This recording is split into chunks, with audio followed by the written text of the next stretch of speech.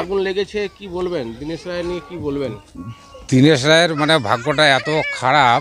হ্যাঁ, 2-3 মাস আগে মানে বউটা ওই একটা ছেলের সঙ্গে ভেগে গেছে। হ্যাঁ, তারপরে 3-4 মাস পরে তারপর ওই যে ইন্দিরা আবাসের একটা ঘর একটা পেলো সরকারি। হ্যাঁ, তো বাংলা আবাস। হ্যাঁ হ্যাঁ, বাংলা আবাস। তো ওইটা খালি ভিত্তি খালি করছে, শুরু করছে। তার মধ্যে আগুন, যা ছিল টাকা পয়সা, ব্যাংকের বই, হ্যাঁ 70,000 টাকা না কি বলে, হ্যাঁ মানে শুনতেছি। হ্যাঁ, মানে একবারে বন্ধন থেকে কিছু নিয়েছিল, লোন নিয়েছিল, ওগুলো সব একদম পুড়ে ছাই হয়ে গেছে। আর চার্জারও পুড়ে গেছে, মোবাইলও মোবাইলও পুড়ে গেছে। টোটোটা চালায়ে তো খাতো। ফ্যান, তারপরে বাড়িতে হ্যাঁ, ফ্যান ছিল, ফ্যানটাও, টিভি ছিল, ওটাও পুড়ে গেছে সব। যত যা যাবতীয় কাপড় চোপড়, যত টাকা পয়সা ছিল। দীনেশ রায়ের যে বউ, সে তো পালাই গেছে নাকি? কতদিন আগে? এই দুই মাস হবে। আচ্ছা, তো কি পালাই গেছে, কিছু টাকা পয়সা নিয়ে গেছে? হ্যাঁ, বন্ধনের টাকা উঠাইছিল বুধবার, বন্ধনের টাকা উঠাই শনিবারের দিনই পালাই গেছে। কত টাকা উঠাইছিল কিরকম? 60-70 হাজার এরকম উঠাইছিল টাকা।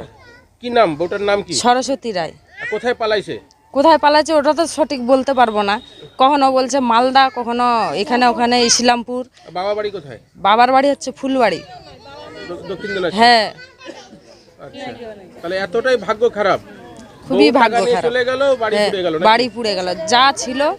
যা ছিল একটু আধক, ওগুলা দিয়েই ঘর তোর ধরছিল। সরকারের কিছু টাকা ঢুকছিল, ওগুলা দিয়েই ঘর তোর ধরছিল। ওই তো ওইগুলো টাকাও পুড়ে গেছে সব কিছু। দীনেশ রায় কি হবে? কাকা শ্বশুর হবে। উত্তর দিনাজপুর জেলার কালিয়াগঞ্জের 8 নম্বর মোস্তাফানগর গ্রাম পঞ্চায়েতের ভুইহারা এলাকায় এই দীনেশ রায়ের বাড়িতে হঠাৎই সকালবেলা এক ভয়াবহ আগুন। দীনেশ রায়ের ভাগ্য এতটাই খারাপ, তিনি এই যে বাংলা আবাস যোজনার বাড়ি পাওয়ার পরেও তার বাড়ির কিন্তু আধুরা থাকা, এবং তার যে ভাগ্য যে তার 2-3 মাস আগে তার বউ চলে যায় এবং তার ছোট ছোট ছেলে মেয়ে, মানে একটা মানুষের যদি ভাগ্য খারাপ থাকে, মনে হয় চারিদিক দিয়েই ভাগ্য খারাপ থাকে। ঘর পুড়ে যাওয়ার সাথে সাথে ঘরের যে জিনিস, এবং তিনি টোটো চালিয়ে তার সংসার চালনা করতেন, এবং যে টোটোর যে মেশিনপত্র এবং ব্যাটারি এবং ঘরের যাবতীয় জিনিস, মানে জামা কাপড় থেকে শুরু করে কোনো কিচ্ছু তিনি বার করতে পারেননি। তিনি কিন্তু জানান, এবং এলাকাবাসী জানাচ্ছেন যে সরকারিভাবে তার যে মানে এখন এই মুহূর্তে যে ঘরের কোনো একটা ব্যবস্থা যদি না হয়, তিনি এই বারান্দায় বা মানে খালি আকাশেই তাকে কিন্তু এই ছোট ছোট ছেলে মেয়েদেরকে নিয়ে থাকতে হবে।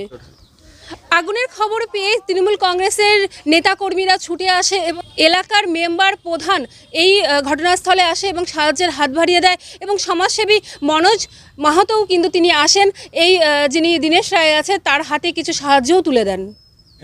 এখানে আগুন লাগার খবর শুনে ঘটনাস্থলে কারা কারা আসছিল? নিতাই বস্য, তারপর আমাদের এখানকার মেম্বার 2 নাম্বার আসছিল, তারপর প্রধানটা আসছিল, তারপরে মনোজ মাহাতো আসছিল। তারা সাহায্যের হাত বাড়িয়ে দিল? হ্যাঁ, তারা একটু সাহায্য করলো। এই বাচ্চাগুলার জামা প্যান্ট কেনার কিছু পয়সা দিল, কাপড় দিল, খাবার দিল, আর থাকার একটু ব্যবস্থা করলো। আপনার নাম? সতীশ রায়। কি হবে? আমার কাকা হবে। বন্ধন তো মুকুব করবে। হ্যাঁ, বন্ধনের বই আছে আপনার? রাখতে হয় বর্তমানে। হ্যাঁ, খাবার দাবার তো চাল ডাল কিছু কিনে নেবো, খাওয়া দাওয়া সব তো পুড়িয়ে গেছে।